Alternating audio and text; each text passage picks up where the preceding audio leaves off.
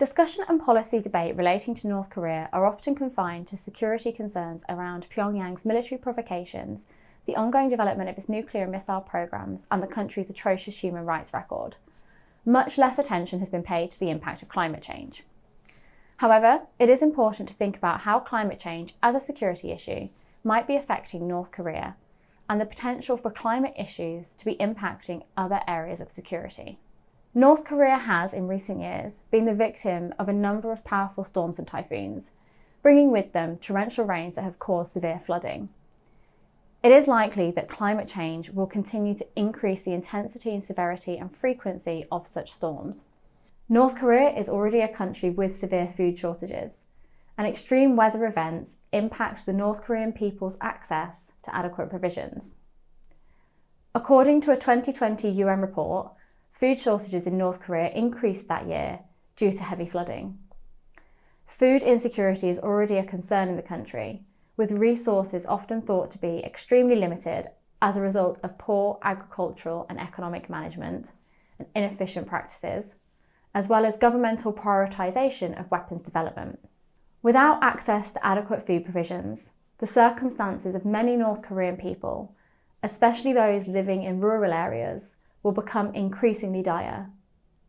There is a risk that this could result in humanitarian disaster. The impacts of climate change will therefore compound pre-existing humanitarian concerns, especially as they relate to food security. As climate change contributes to existing pressures on our agriculture and food security in the country, it is also worthwhile to consider the impact that this will have on domestic political stability. Increasing pressure on food security could generate domestic challenges for the regime. In a worst-case scenario, the regime would have to manage a famine, which could result in domestic political instability. This would also have implications for broader regional security. In the past, North Korea has shown a willingness to trade parts of its nuclear weapons program in exchange for food aid and energy provisions to support domestic needs.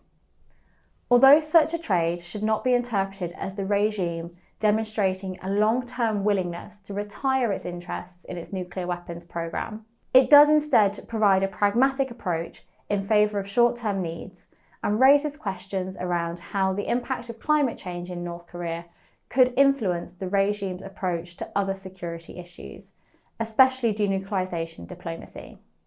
Alternatively, an increase in food insecurity could increase North Korea's reliance on China for humanitarian aid and further weaken Beijing's already poor record in sanctions implementation to help stabilise domestic uncertainty.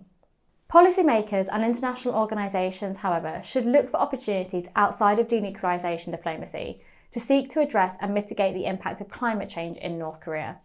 At present, there are no international NGOs and very few active embassies in North Korea due to the COVID-19 pandemic and the restrictions imposed by the North Korean regime. However, when they are able to return, those with a footprint in North Korea, such as the British Embassy, should consider exploring opportunities for cooperation on climate-related issues with the North Korean regime. Domestically, North Korea has shown some interest in developing climate mitigation policies and strategies.